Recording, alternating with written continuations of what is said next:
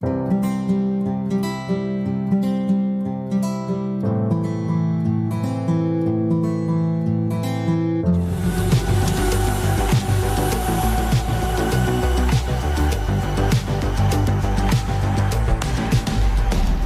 it going, guys? So today in the PhantomCave YouTube channel, we're going to be talking to the greatest 40s and 50s artist, and he has a mountain of work that has been published, well, sort of been published. A lot of the times when we're going to be talking about this artist, he is an amazing cover artist for Frew the Phantom, and that artist is Jason Paulos. We're going to be talking to Jason Paulos very, very soon, and I hope you have been enjoying these community interviews. We started them probably nearly a year ago in, I think, April. Once we get to April, I think we'll have some sort of special thing happening, and we'll wait until that happens. So question number one is, what is your history on doing the Phantom comics? Like, where did you get the inspiration? Where did you get all the know-how of how to do the Phantom, how to do what you do, and what is your history in the Phantom comics as well? Regarding my history of working on the Phantom for Frew, my relationship with Frew Comics, I guess, began with when I met Glenn Ford, who at the time owned a comic shop called Phantom Zone in Parramatta, Sydney. And Phantom Zone used to advertise on the back page of my Hairbutt the Hippo comic book, and Glenn Ford was a big supporter and still is of Australian comics, and our relationship began way back when I was self-publishing in the 90s, and it wasn't until a few years ago when I found out that he'd taken over the Phantom license and bought Frew Publications with his business partners. And so I sent him this piece of Phantom art, which was the first piece that I'd done for Frew. It was unsolicited, but Glenn received this and contacted me with the idea of doing Phantom by Gaslight with Chris Sequeira. This cover ended up being used on the front of the Inked in Blood Pid A. Anderson story with my interior artwork. That was the first lead Phantom feature drawn by me, written by Pid A. Anderson. Hi, Pid A. Sorry if I pronounced your name wrong, mate. And it was just really, serendipitous that Glenn and I knew each other, and he knew about my work, and we got along. And it's been a fruitful relationship for me, and I'm very. So question number two is, what is your hobbies? What is your hobbies? What do you like to do when you're not doing art?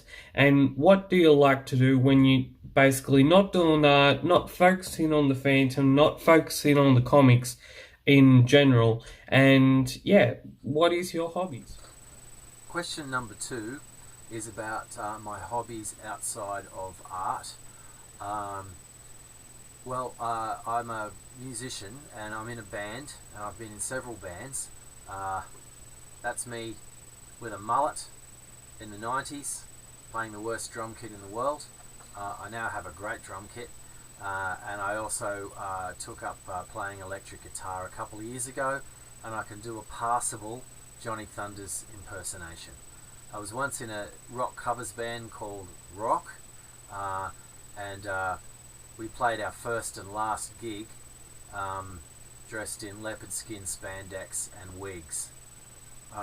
So I like music, hanging out with mates, and walking my dog in the beautiful Blue Mountains National Park in Sydney, and hanging out with my family, my missus, and our three wonderful. In what inspiration do you get from when you're doing your Phantom art? How's it going, guys? So I know we will be doing a interview coming out soon, and I'd just like to say thanks to Jason Paulos and all his efforts in getting this interview done.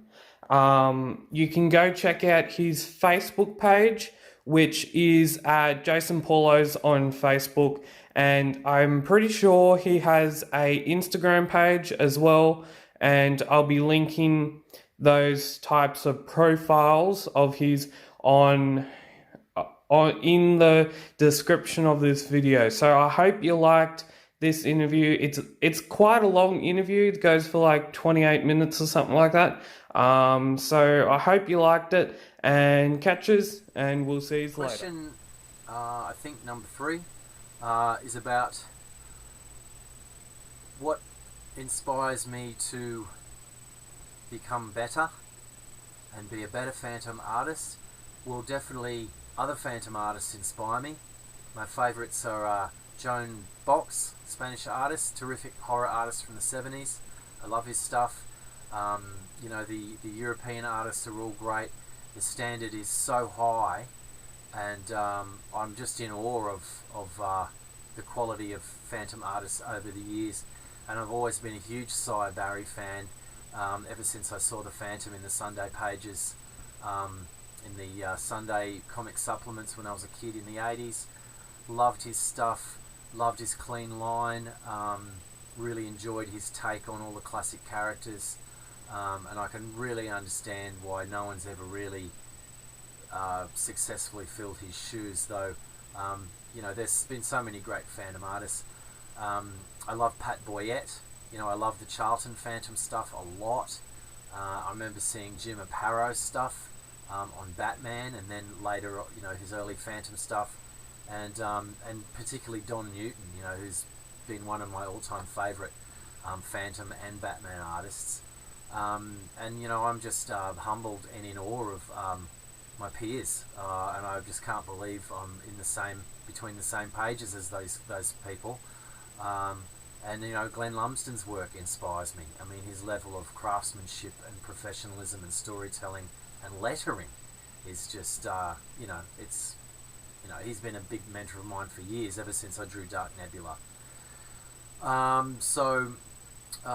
Yeah, you get inspired by your peers, and you get inspired by the fans. And when I have met fans at conventions, and you know, talk to people like yourself, you know, it's, I don't know, it's humbling, and it chokes me up a bit, to be honest. So yeah, the fans, my peers inspire me. Glenn, my editor, inspires me because he just keeps me giving me more work. That's inspiring. Getting paid is inspiring too. Now, this sort of relates to question 3, and this question 4 is, what sort of medium do you work in? When I'm talking about a medium, what sort of like artworks, what sort of materials do you use? Do you use paintbrushes? Do you use pencils? What sort of ins and outs of what medium do you use? Like, when I'm usually doing like a drawing, I would usually use pencils. I'd usually use fine liners, markers, could be paints, anything like that. And that's basically what I'm talking about, is what is your medium do you work in? Question number 4. Question number 4 relates to what medium I work in. When I do my comic book work, I use very cheap, readily available materials at your local newsagent. There's a Phantom Crusader page done on photocopy paper. Often I ink with Sharpies. Pilot fine liners are my favourite. You can buy them for $3. Medium, fine, laundry markers. I have worked in brush, brush and ink, fine brushes. I use, liquid paper pens. I used to use opaque white, but I just didn't find it was very efficient. I scan things into Clip Studio. I used to use Photoshop, but Clip Studio is cheaper, and you don't have to buy a subscription. I use electronic pen tablet. My work surface is a digital, forget the brand, cheap Wacom substitute. Sorry, I'm not making much sense, but if I'll check I think it's called a Yonova. Hang on.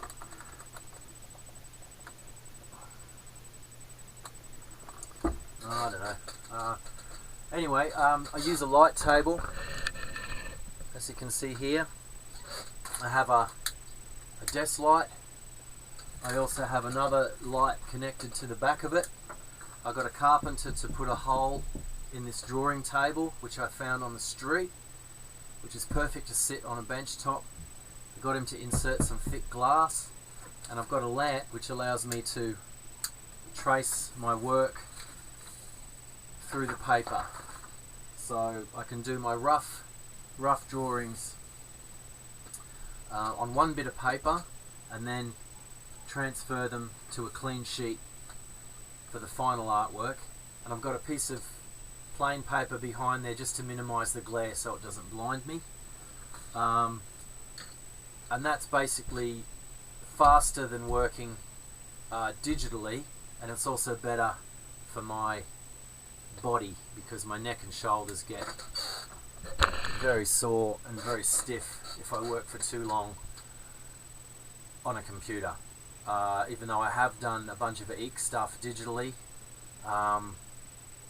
and while I enjoy the level of detail and the fine lines that you can achieve doing digital work, I just found that it was just hell on my neck, and I literally get whiplash where I can't move my neck for a week if I'm working too hard. So I try not to work too hard. I try and have breaks, and I try and slow down, but I tend to rush things a bit, and I'm really trying to address that, particularly with the latest Phantom stuff, because really the Phantom stuff, the deadlines are fairly open, and I enjoy that. There's no stress, and I think that comes out in the work, hopefully. And as far as other medium, I built some acrylic work. That's acrylic on canvas. It's a bunch of sexy space girls. Never worked in oils, but I enjoy acrylics. That's a skate deck. I enjoy acrylics for their ease and efficiency. That's a hairbutt skate deck. You can contact me if you want to buy a skate deck. And I can do custom painted artwork. There's a Vampirella skate deck full of creeps in the background. They're courtesy of my mate Shane from Bikes at the Basin at Sanctuary Point. Thanks, Shane. I did a logo for his bike shop, and if anyone's after a collectible Bikes at the Basin sticker, let me know. I do have a freelance illustration career. So question number 5 is, what is your history in the profession? What do you like about your profession, and the ins and outs of your history with the profession? Like, could you basically give us sort of a timeline of when you had started doing art, and when, if you do finish doing the profession, what sort of career choices will you be choosing after doing art? Question number 5. A timeline of my history in the profession, as it were, I guess would start with publishing my Hairbutt series, starting with the first Ashcan series in 1989. I also drew a comic called Dark Nebula, which is an Australian superhero, when I was 18. Published my first comic when I was 18. I'm now 51. So the math on that is sobering, to say the least. And I don't know what I'm going to do after this. I'll probably get some physiotherapy, maybe some acupuncture for my neck. I get a problem with my neck. I'll probably work standing up, you know. I've got to try and protect my back for a start. I might even do some painting. Maybe some landscapes, who knows. Yeah, basically what I love about my profession is the fact that I can work from home. I get to see my kids. Yeah, I get to live in a beautiful place like Blackheath, New South Wales. Okay, question number 5. What started as a hobby when I was a kid didn't really change over the years, because I never really went professional, and worked a day job as a graphic designer producing printed material, staff magazines, and things like that. Advertising, I did a stint doing advertising storyboards as well for ads, and comics were always sort of like a hobby, I guess. It's only recently developed into a full-time gig thanks to the Phantom gig and moving from Sydney to the Blue Mountains, where I could afford to sort of indulge my hobby, I guess, in a full-time capacity. But I don't really feel like a professional. I just feel like I'm sort of semi-retired. But anyway, my history in the industry, apart from self-publishing, have been a few mainstream gigs. I guess the most notable being drawing a Green Lantern story in DC's Bizarro World from years ago for Joey Cavalieri, who was a fan of Hairbutt, whom I met over the internet. I've also had stories featured in Heavy Metal magazine. I did a couple of Alter Ego covers. Judge Dredd magazine printed one of my Eek stories. And I guess the lesson there is that if you do something for long enough, eventually you're going to get opportunities coming your way from unexpected places. And it's simply about being persistent and being focused on your dream, which is to draw comic books or play music or write books or whatever it is that you're passionate about. And you know, I'm self-educated. There wasn't any school or college you could go to draw comics in Australia, so any chance I'd got to pick up books on how to do comics, I'd grab them. And there's just a selection of those. Instructional drawing books, there's a good one. But to be honest, my education in comics really came from comics themselves, and just really loving them a lot.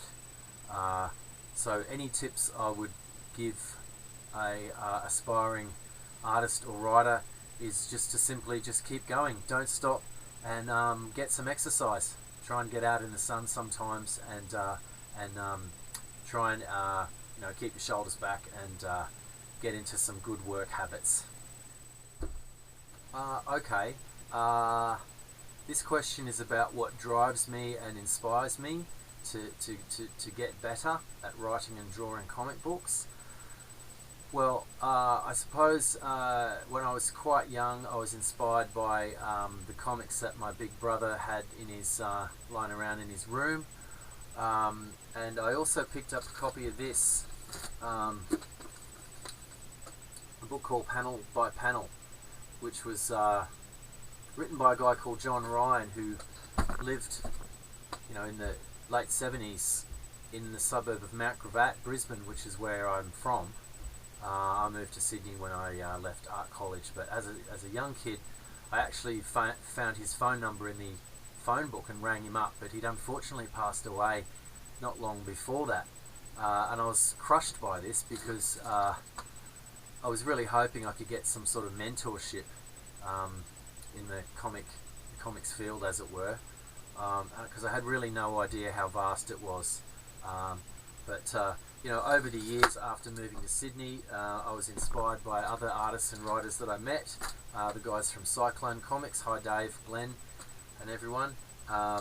Gary Challoner put me onto the work of Will Eisner, great writer-artist, and I became interested in the idea of writing as well as drawing, and I've been trying to hone those skills ever since.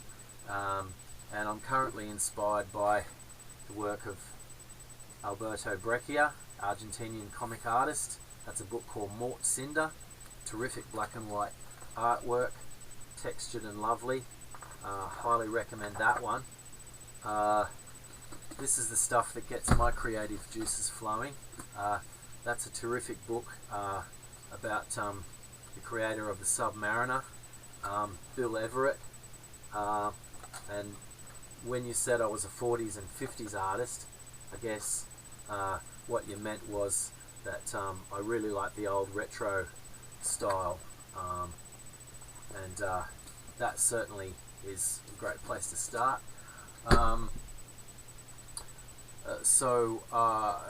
Comics are an art form I've always been interested in since I was very young, and I'm still trying to figure it out, and I hope I'm succeeding, and I thank you very much for your Number 7 is we're up to the second last question of this interview. It is, do you have any upcoming covers coming out or stories coming out to publishers? I know a couple of weeks ago we saw the New Year's edition of the Phantom. That was the Poor People's Plague, and I'll be showing a picture up on the screen right now if the people that haven't actually seen it or read it or aren't in Australia or don't even read the Phantom. So what sort of news stories, what sort of upcoming covers do you actually bring to new publishers or old publishers that have been in the game for 70 odd years or 40 odd years or only just getting started? Okay, question number 7 regarding Phantom Crusader Welcome Home, parts 1 to 4. The most recent published episode of Phantom Crusader Welcome Home is part 2, and it's in issue 1883. Excuse me again. You'll find it in here, which features the lead story, The Poor People's Plague, written and drawn by me.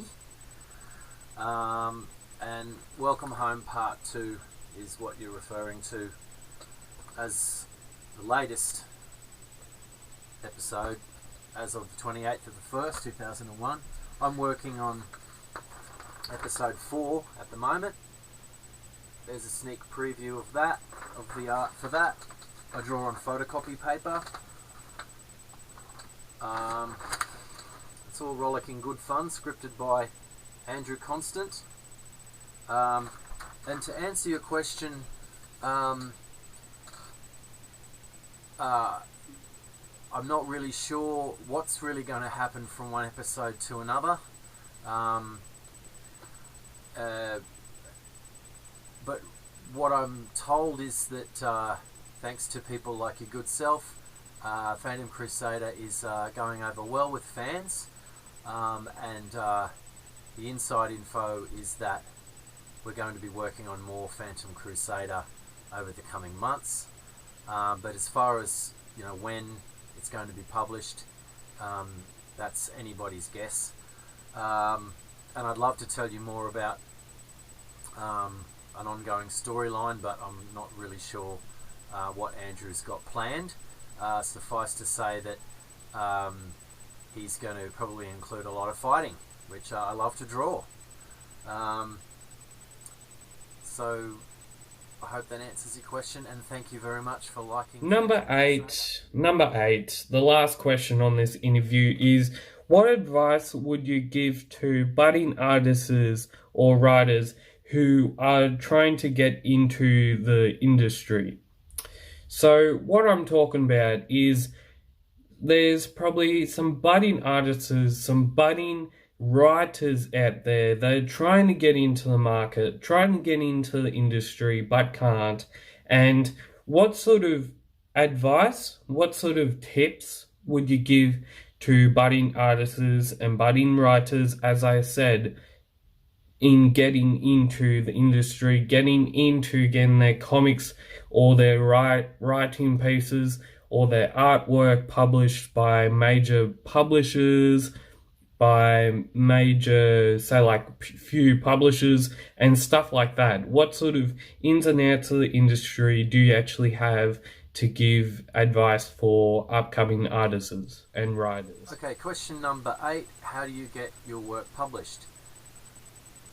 Well, when I started self-publishing on the work photocopier, and came up with my own title called Hairbutt the Hippo Private Eye, a foul-mouthed hippo that ended up in Australian Mad magazine, and I self-published a bunch of issues over a number of years while working as a full-time graphic designer. Eventually I made the format a bit slicker, and even toyed with getting the comics on the newsstands via distributors. Nowadays the internet streamlines that process and you can reach the reader much more directly, and via platforms like Kickstarter you can print your books and not lose your shirt. Here are a couple of examples of a book I've just printed, which is the collected Hairbutt the Hippo Mad strips. Comic art of Jason Paulos, printed by Jeffrey's Printing in Sydney, thank you. And sketchbook number 1 featuring the Phantom. So self-publishing is very useful and rewarding, and a great way to get noticed. So I hope you enjoyed that interview with Jason Paulos. I hope you enjoy the next couple of months with PhantomCave.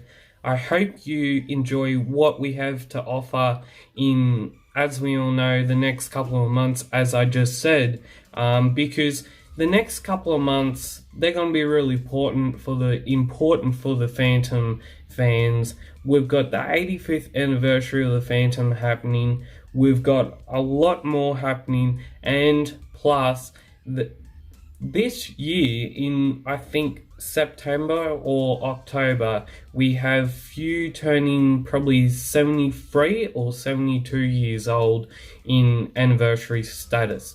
So I will be doing quite a lot in these next couple of months. I've got a couple of interview videos coming out. I've got my usual part series and my usual video series coming out. I've got my new sort of podcast, a lot of episodes hopefully coming out in this year, and a lot more for this year. As we all know, this is the year of 2021. This is the year of the Phantom, because he's turned 85 years old. The 85th anniversary of the Phantom is happening this year, and I hope you liked this video. I hope you enjoyed it, and as always, keep Phantom caving, and we'll see you next time.